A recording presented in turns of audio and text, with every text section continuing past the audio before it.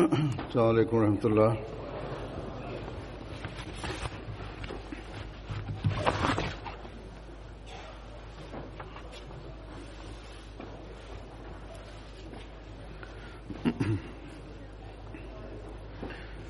अशहदु अल्ला इलाहा इल्लल्लाह वहदहु ला शरीका लहु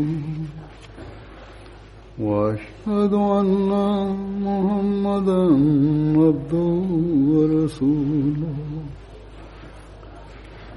أما بعد فأعوذ بالله من الشيطان الرجيم بسم الله الرحمن الرحيم الحمد لله رب العالمين الرحمن الرحيم مالك يوم الدين إياك نعبد وإياك نستعين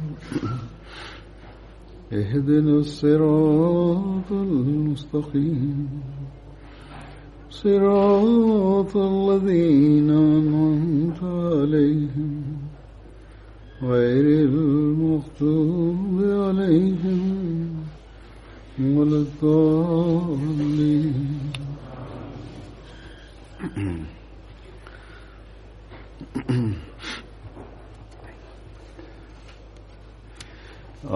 Bugün Allah Taalaning fazl marhamati bilan sizlarning jalsa salonangiz boshlanmoqda.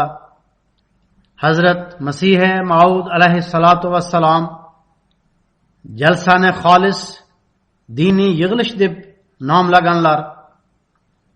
Demak, jalsaga ishtirok etuvchi har bir kishiga shu narsa oydinlashsinki, biz bugun bu yerda diniy, ilmiy va ruhoniy rivojlanish uchun to'planganmiz.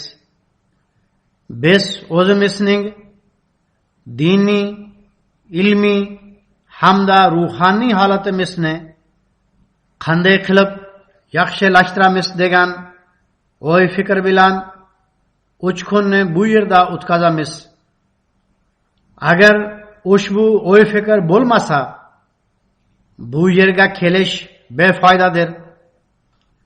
Bugungi davrda dunyo Alloh taolani unutib yubormoqda. Har bir din vakili o'z dinidan uzoqlashmoqda. Har yili statistik ma'lumotlarga ko'ra bir yirik son Alloh taolo zotini inkor etmoqda. Hattoki musulmonlarning hozirgi ahvoli ham musulmonlarga moddiyat ustunlik qilayotganidan darak bermoqda. Shunday vaziyatda biz zamon imomini tan olganmiz va Alloh taolo uni payg'ambar sallallohu alayhi va alihi vasallam bashoratlariga muvofiq bu davrda dinni yangilash uchun yuborgan deb iddao qilamiz. Biz Masih Maud alayhissalatu vassalam va Imom Mahdi alayhissalomning missiyasini amalga oshiramiz deb ahdu paymon qilamiz.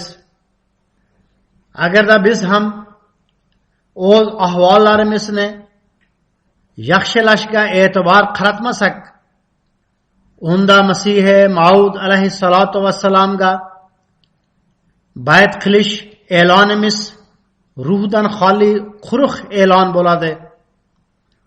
Biz qilgan bayt ahdimiz amalga oshirilmayotgan nomigagina bayt ahdi bo'ladi. Shuningdek, bizning bu yerdagi yig'ilishimiz dunyoviy bayramlardagi to'planish singaridir. Demak, har bir Ahmadiy bu haqda mulohaza yuritishi lozim. Xavotirlanib, o'zlarini tekshirib chiqishlari kerak. Agarda fikr mulohaza yuqorida aytganimdek bo'lsa, unda jalsaga qatnashish befoydadir. Hazrat Masih Maud alayhissalatu vassalam jalsa o'tkazilishining qaysi maqsad muddolarini bizning oldimizga taqdim etgan bo'lsalar, agar biz ularni nazarda tutib o'zimizni tekshirib chiqsak, unda biz bu 3 kunda jalsaning maqsad muddaosini amalga oshirguvchi bo'lib qolamiz. Jalsada ishtirok etuvchilar uchun Hazrat Masih Maud alayhissalatu vassalam qilgan duolarini o'z haqqimizda mustajob qildiruvchi bo'lib qolamiz. Shundan so'ng ularni o'zlashtirib dunyo va oqibatimizni tuzatguvchi bo'lib qolamiz. Biz nafaqat o'z holatlarimizni, balki ezgu amallarga erishish harakatlarimiz va unga amal qilishimiz, kelgusida avlodlarimizni ham dinda sobit qadamlik ko'rsatguvchi hamda ularni Alloh taolaga yaqinlashtirguvchi qilib yuboradi. Dunyo esa Alloh taolo va dindan uzoqlashib ketmoqda. Ammo bizning avlodlarimiz Alloh taolaga yaqinlashguvchi bo'ladi va dunyoni ham Alloh taolaga yaqinlashtirish vositasiga aylanadi. Demak, agar biz o'z bayt ahdlarimizni amalga oshirishimiz kerak bo'lsa va o'z avlodlarimizni saqlashimiz kerak bo'lsa, unda jalsa o'tkazilishining maqsad muddaolarini ko'z oldimizga qo'yishimiz lozim. Bu 3 kunni ushbu gaplar bizning hayotimizda mujassamlashadi degan ahd va paymon bilan o'tkazishimiz kerak. Hazrat Masih Maud alayhissalatu vassalam jalsaning maqsad muddaolarini bayon etib shunday deydilar: oxirat to'g'risida ko'p o'ylanish kerak. Ya'ni jalsada ishtirok etganlar shu yerda yashagan holda ushbu atrof muhitda o'z oxiratini chuqur o'ylanib tursin. Ularda Alloh taolaning qo'rquvi paydo bo'lsin, taqvo paydo bo'lsin va yumshoq ko'ngillik paydo bo'lsin. O'zaro mehr muhabbat hamda birodarchilik atrof muhiti yuzaga kelsin. Xoksarlik va kamtarlik paydo bo'lsin.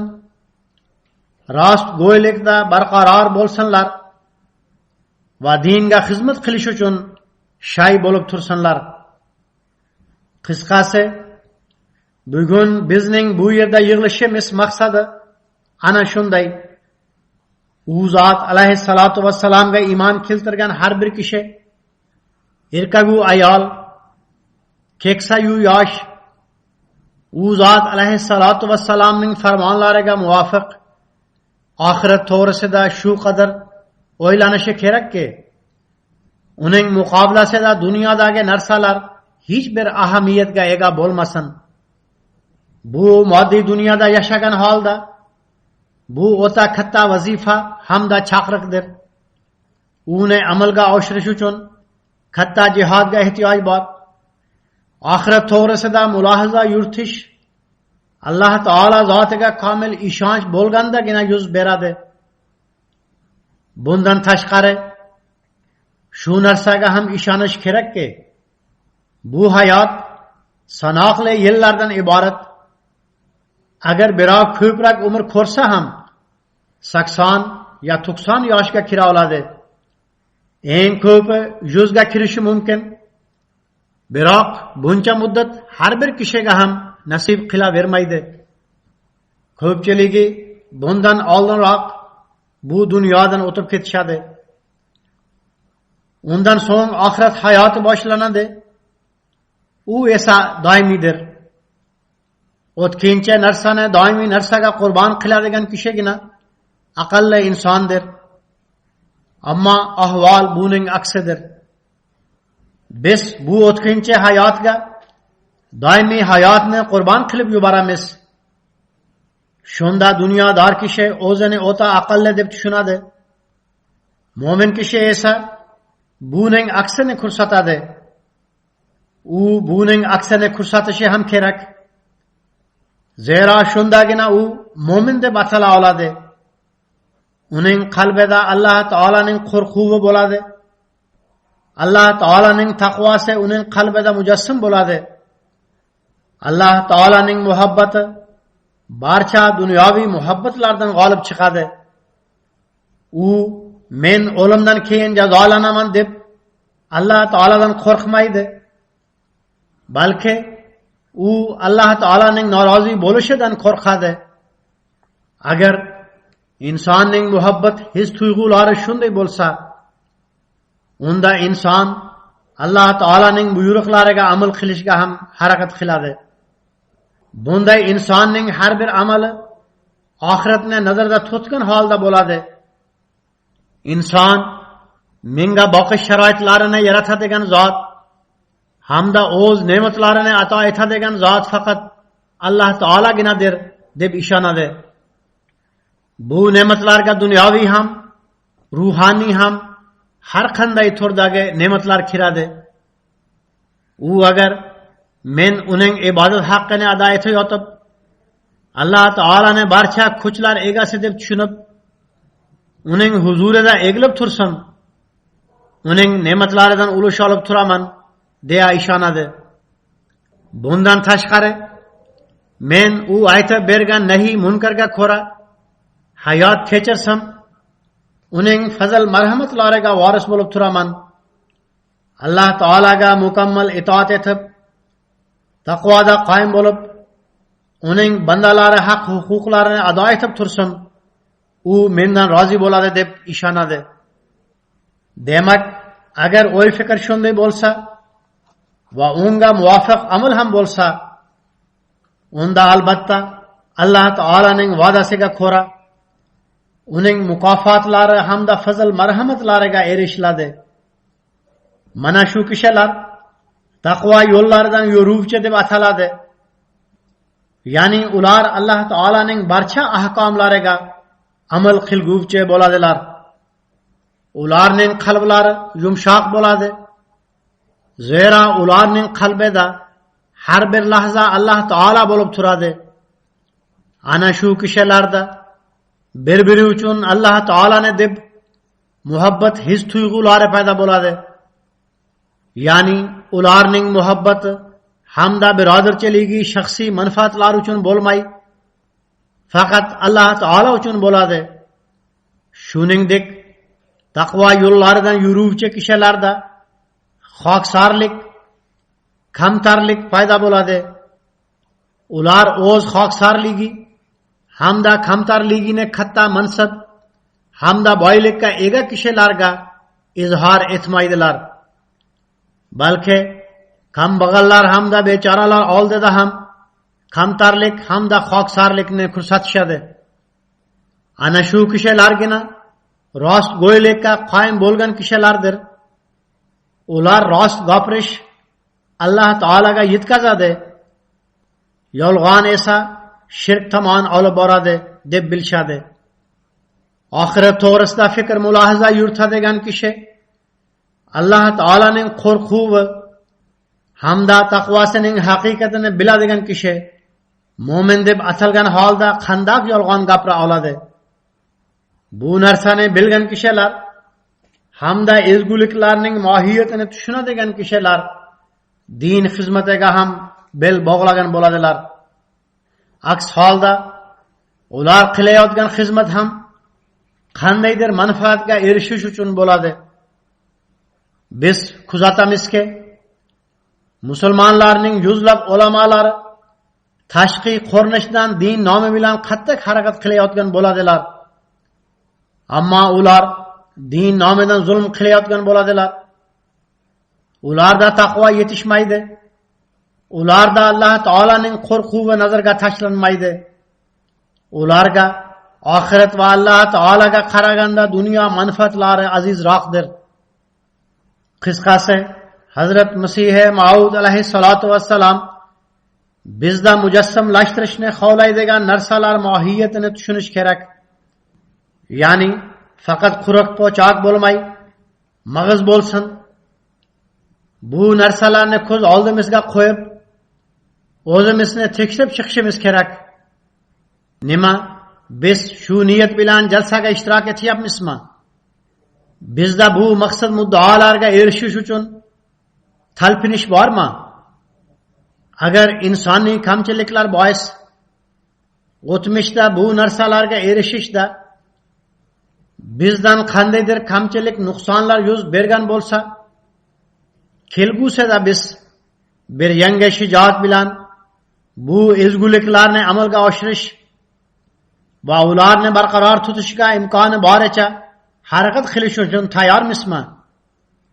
Biz bugun ahad qilamizki, biz dunyoga qaraganda oxiratni ko'proq inobatga olguvchi bo'lamiz.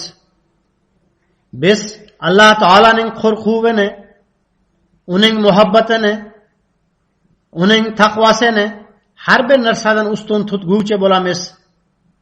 Biz taqvoning eng nozik yo'llaridan ham imkoni boricha yurishga harakat qilamiz.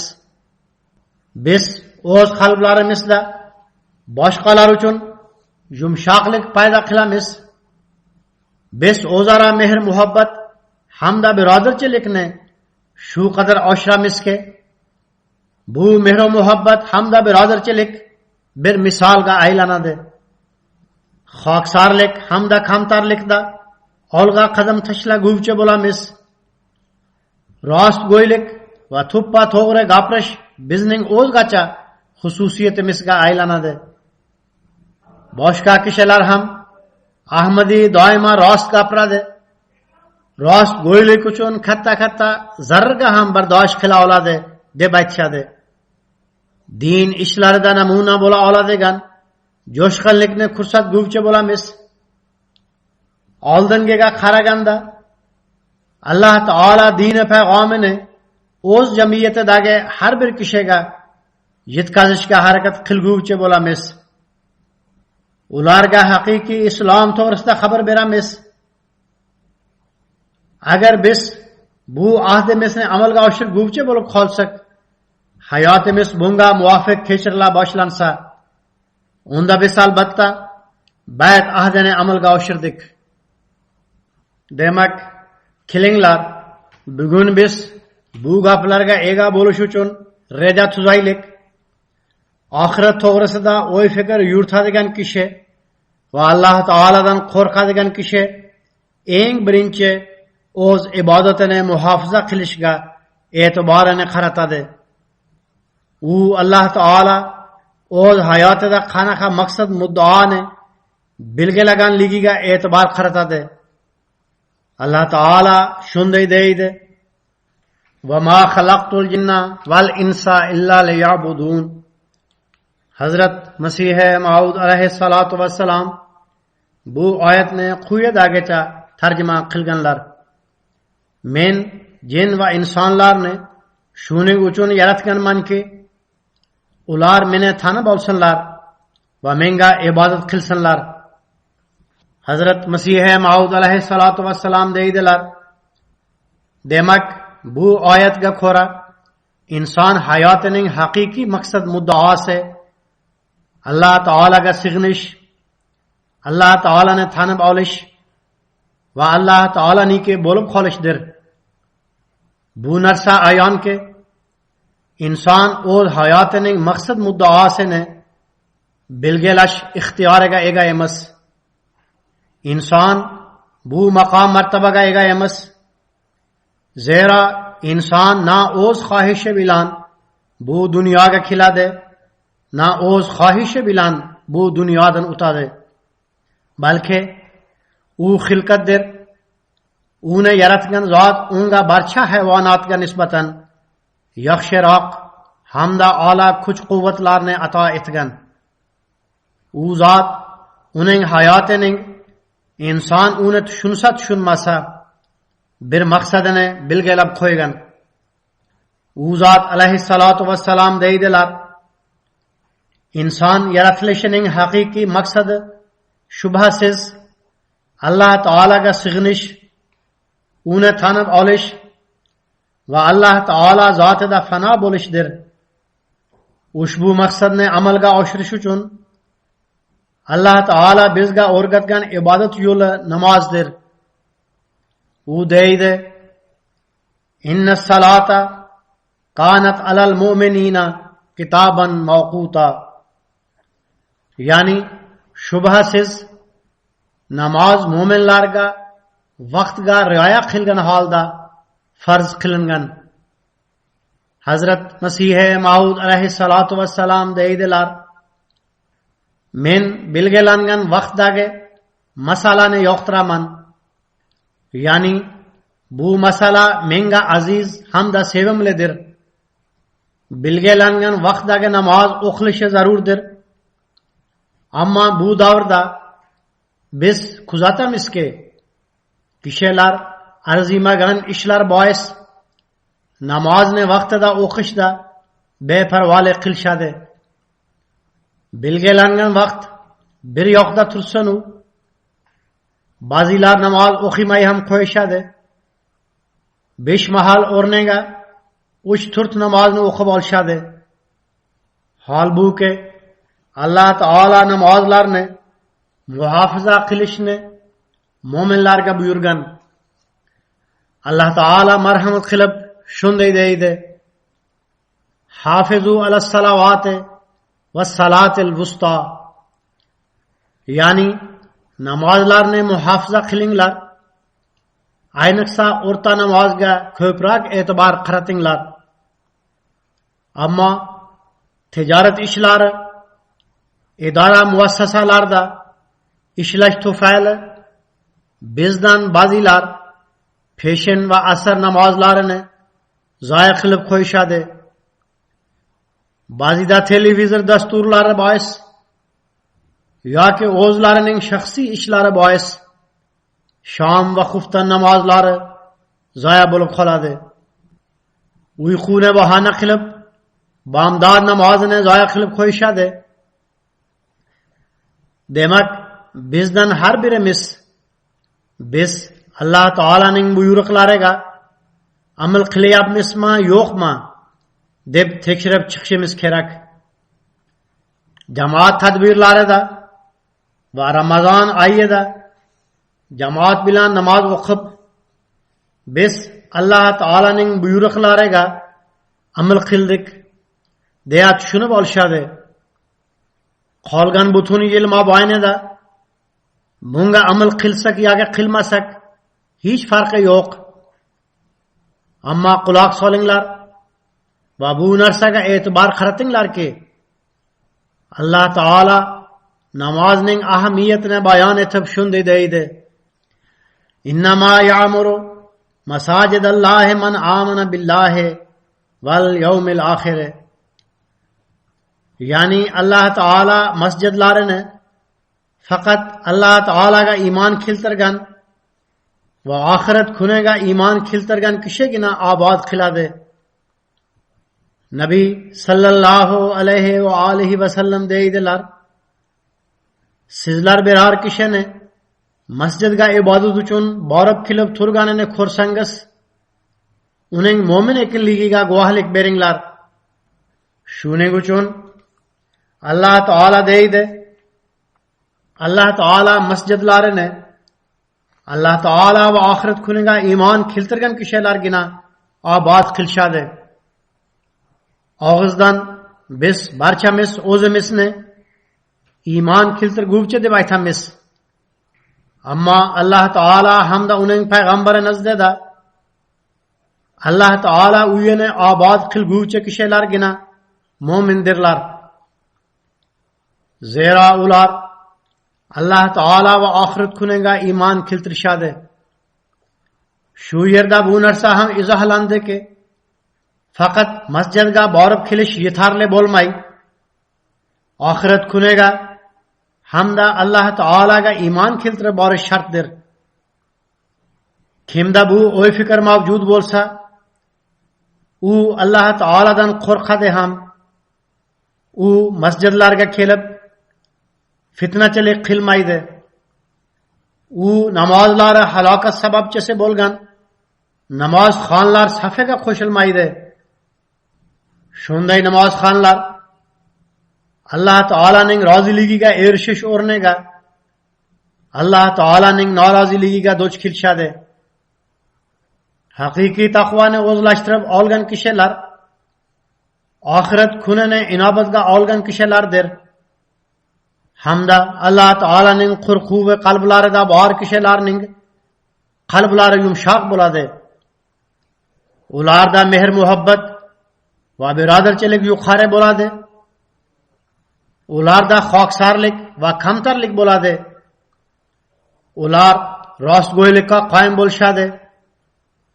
Ular islomning tinchliksevar ta'limini targ'ib qilishadi. Ularning masjidlari xavf xatarli hamda fitna fasodli maskan bo'lmaydi. Shuning uchun Alloh taolo deydi: fitna fasod maqsadida qurilgan masjidda turmay, taqvo asosida qurilgan masjidda namoz uchun turinglar. Demak, taqvoda qoyim bo'lib turgan holda masjidlarni obod qiladigan kishilar Alloh taolo haq huquqlarini ham ado etishadi. Bandalar haq huquqlarini ham ado etishadi. Shunday kishilarga Nabiy sallallohu alayhi va alihi va sallam xush xabar berib, bunday marhamat qilganlar. Qiyomat kuni Alloh taolo bandalardan hisob kitob olayotganda bu haqda farishtalarga deydi: mening bandamning namozlariga qaranglar. Ya'ni eng birinchi ko'rib chiqiladigan narsa namozdir. Kimlarning namozlari to'liq bo'lsa, ularning nomi a'molida namozlari to'liq deb yoziladi. Kimlarning namozlarida qandaydir kamchilik nuqsonlar qolgan bo'lsa, ular haqida ularning nafl namozlarini ko'rib chiqinglar deb marhamat qilinadi. Ya'ni farz namozdagi qandaydir kamchilik nuqsonini nafl namozi bilan qoplab qo'yinglar deyiladi. Alloh taolo bu yerda mening bandalarim deb marhamat qilgan. Bunga sabab shuki, bu kishilar o'z tomonidan sa'y harakat qilib Alloh taolaga bandachilik qilishadi va uning ibodat haqqini ado etishga urinadilar.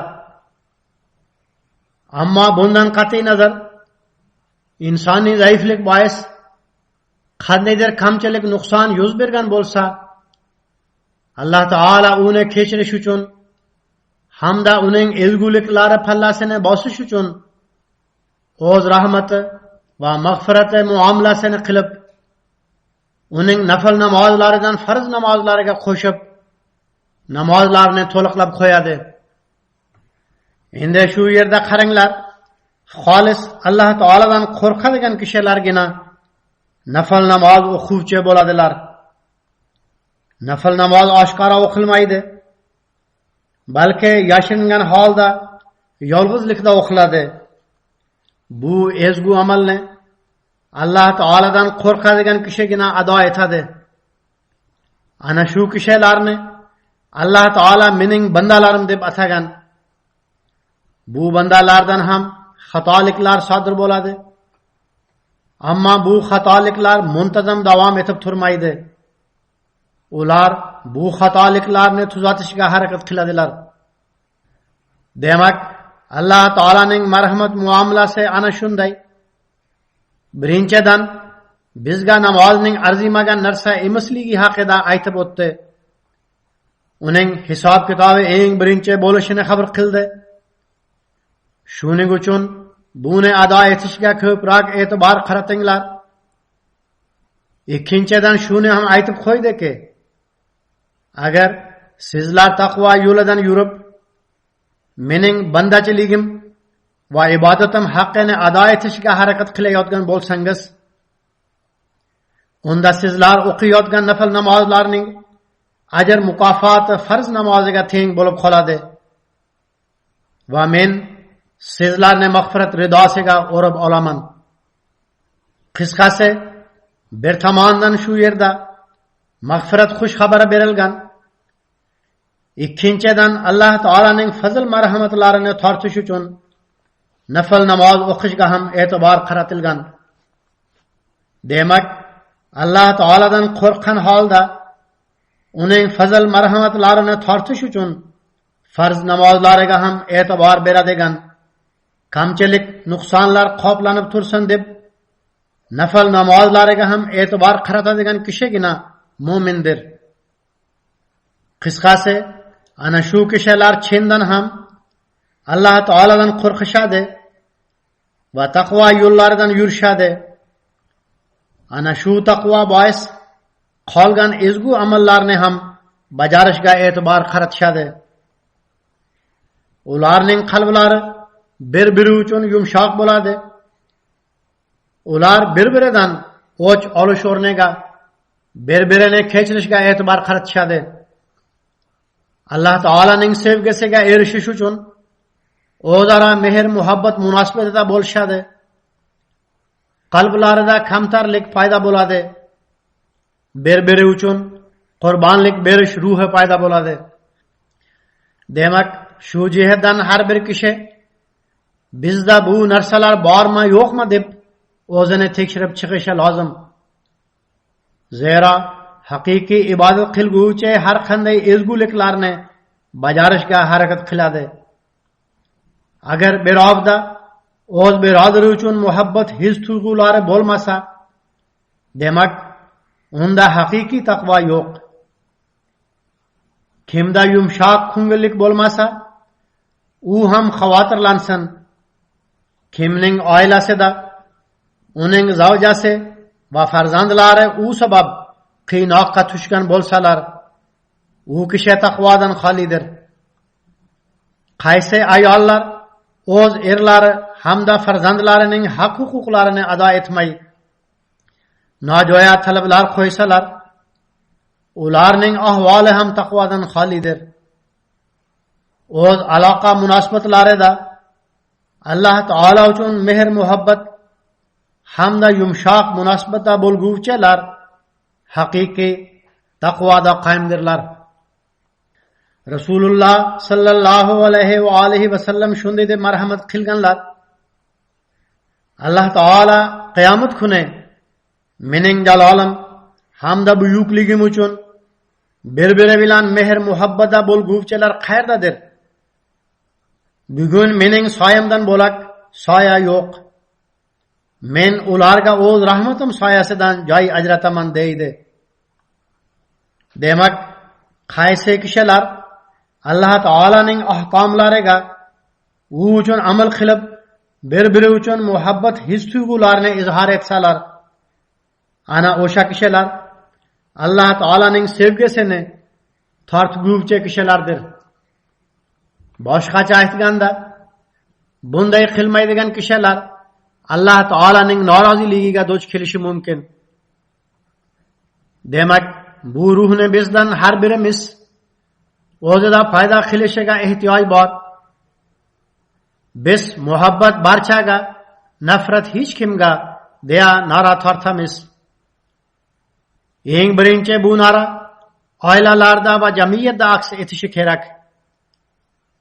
Toki biz dunyoga haqiqiy tusda bu payg'amni yetkaza olaylik. Bu shunday vazifaki, qattiq mujohada qilmay turib, biroz qat'iy harakat bilan biz Alloh taolaning rahmat soyasidan joy topguvchi bo'la olmaymiz.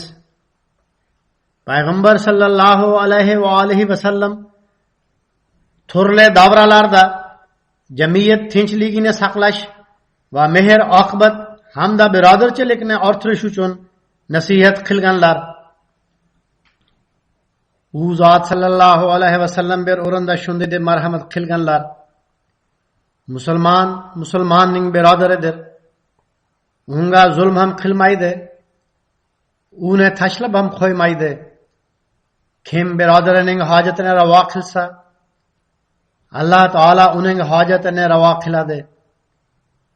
Kim bir musulmonning tashvishini aritsa, Alloh taolo uning qiyomat kunidagi tashvishlaridan birini artadi.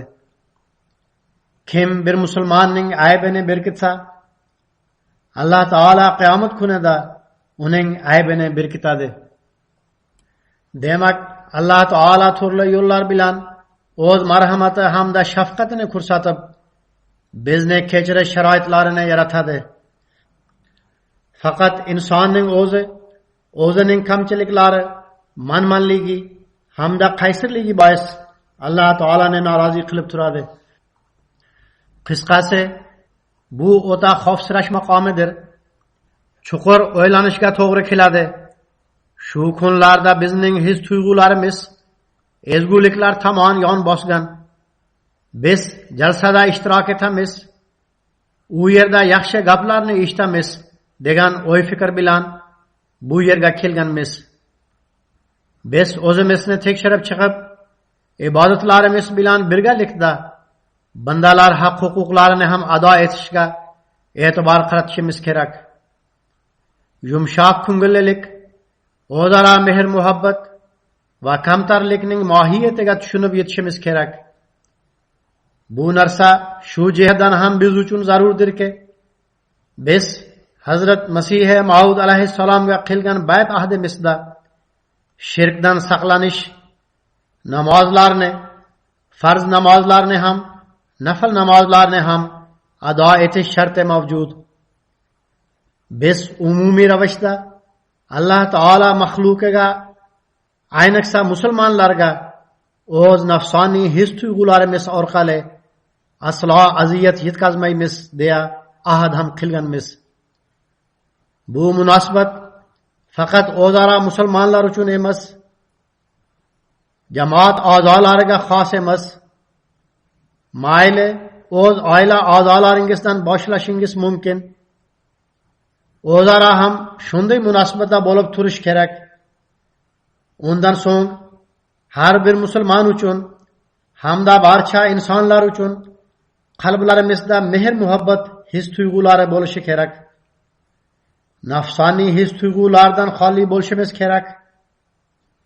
Qo'l ostidagilarga ham yaxshi muomala qilguvchi bo'lishimiz kerak. Qo'l ostidagilar bilan shunday munosabatda bo'lishimiz kerakki, istagan kishi bizning munosabatimiz orqali ezguliklarimizni tekshirib ko'ra olsin. Biz nimani aytayotgan bo'lsak, bizning amallarimiz unga mos keladimi, yo'qmi deb o'zimizga qarab chiqishimiz kerak. Agar boshqa biror kishi ham ushbu me'yorda tekshirib chiqsa, unda ham bizning gaplarimiz, amallarimizga mos kelsa, unda biz haqiqiy mo'minmiz va bayt haqqini ado etmoqdamiz deya ayta olamiz. Biz bayt qiladigan shartlardan biri men takabburlikdan to'liqlay voz kechib, xoksar va kamtarin hayot kechiraman degan shartdir. Hazrat Masih Maud alayhissalatu vassalam xoksarlik, kamtarlikni paydo qilishni jalsa maqsad muddaolarida aytmaganlar, balki biz u zot alayhissalatu vassalamga qilgan bayt ahdimizda xoksarlik va kamtarlik bilan hayot kechiraman degan shart mavjuddir. Demak, bu ahdni amalga oshirish bizning mas'uliyatimizdir. Biz qilgan ahdimizni amalga oshirishimiz rostgo'ylik tomon birinchi qadamdir. Qisqasi, bayt shartlarini o'qib turinglar. Biz ana shu bayt ahdi shartlariga muvofiq rostgo'ylik bilan o'z hayotimizni kechirishga harakat qilyapmizmi deb ko'rib chiqishimiz kerak. Agar javob buning aksi bo'lsa, unda dunyoni isloh qilish borasidagi iddaomiz noto'g'ridir. Bundan oldin biz o'zimizni isloh qilishimiz kerak. Aks holda biz so'zlari boshqa, amallari boshqa kishilar safiga qo'shilib qolamiz. Alloh taolo bunday kishilarni yoqtirmagan. Bizning amallarimiz rostgo'yligimiz o'rniga yolg'onimizni isbotlaydigan bo'lib qoladi. So'z va amalda bunday qarama-qarshilik bo'lganida dinga xizmat qilamiz degan iddaomiz va u uchun ko'rsatilgan jo'shqinligimiz noto'g'ri bo'lib chiqadi.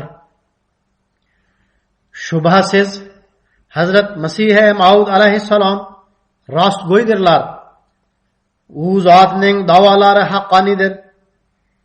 Shubhasiz Alloh taolo u zot alayhissalatu vassalomga muvaffaqiyatlarni va'da qilgan. Shubhasiz Alloh taolo u zot alayhissalatu vassalomga ixlosli kishilar jamoatini beraman deb va'da qilgan. Ammo agar ahvollarimiz shunday bo'lib tursa, unda biz bu jamoat yordamchilari qatoriga kira olmaymiz. Demak, bayt barakalariga erishish uchun o'z holatlarimizni ko'rib chiqishimiz kerak. U zot alayhissalatu vassalam bayon qilgan jalsaning maqsad muddaolariga sinchikovlik bilan qarash lozim. Bizning baxtimizga maqsad muddaolar borasida o'y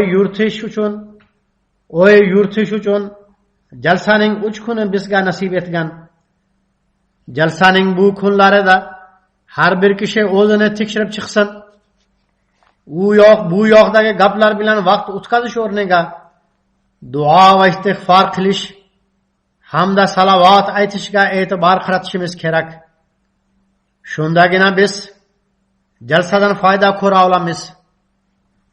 Hazrat Masih Maud alayhissalatu vassalam deydilar: "Mening barcha jamoatim bu vasiyatni diqqat bilan tinglasinlar. Bu jamoatga qo'shilib menga erishish va murid bo'lishlarining maqsad muddaosi shuki, ular solih amallar, saodat va taqvoning oliy darajasiga yetsinlar va hech qanday fitna fasod, yovuzlik va buzuqlik ularga yaqinlashmasin. Ya'ni ularda hech qanday yomonlik bo'lmasin. Ular muntazam 5 mahal namoz o'qisinlar. Ular yolg'on gapirmasinlar. Ular hech kimga til bilan aziyat yetkazmasinlar. Ular fahish ishlarni sodir etmasinlar. Ular hech qanday yovuzlik, zulm va fitna fasodni xayollariga ham keltirmasinlar.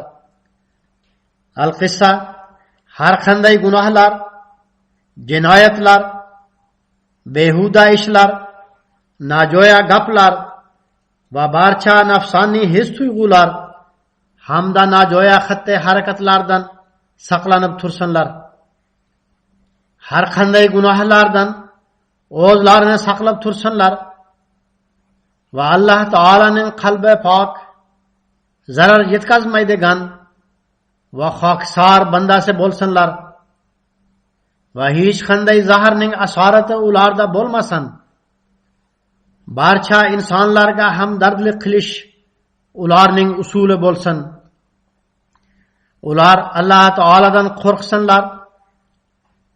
Ular o'z tillarini, qo'llarini va qalb o'y fikrlarini har bir nopok va fitna fasod yo'llaridan va xiyonatdan saqlasinlar.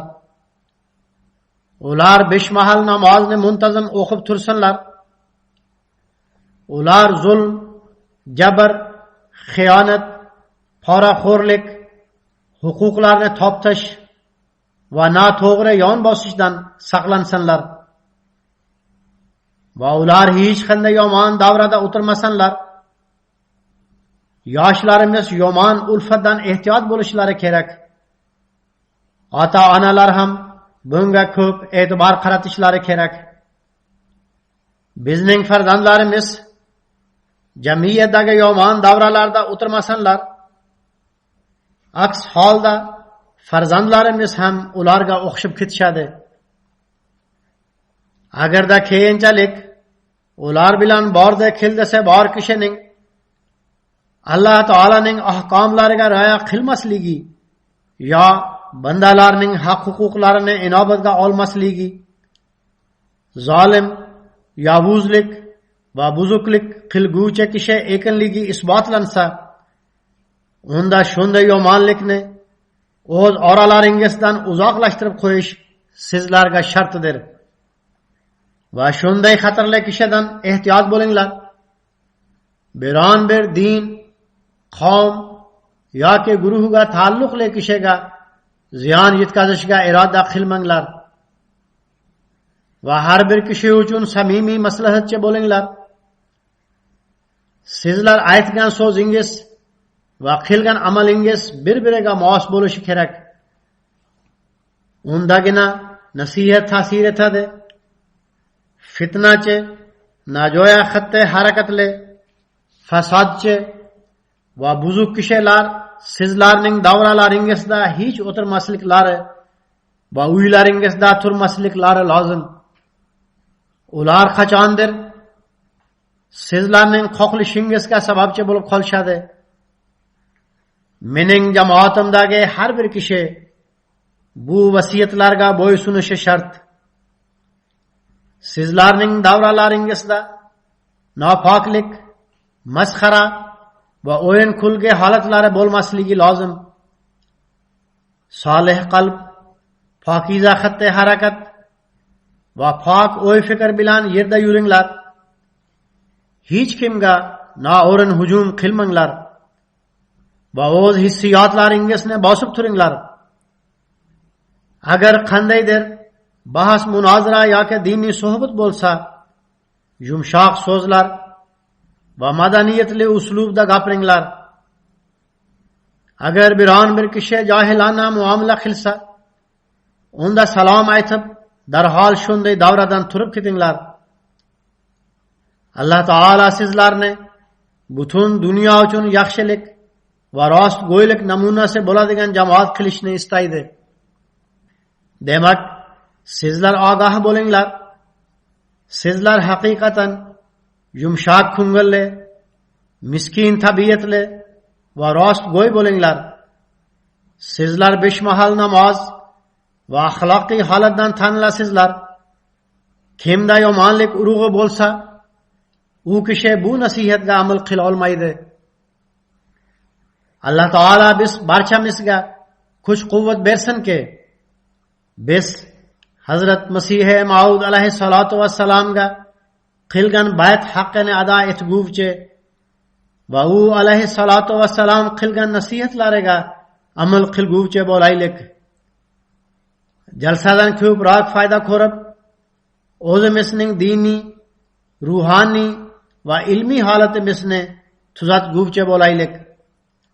So'ngra bu solih amallar bizda doimo qoyim bo'lib tursin.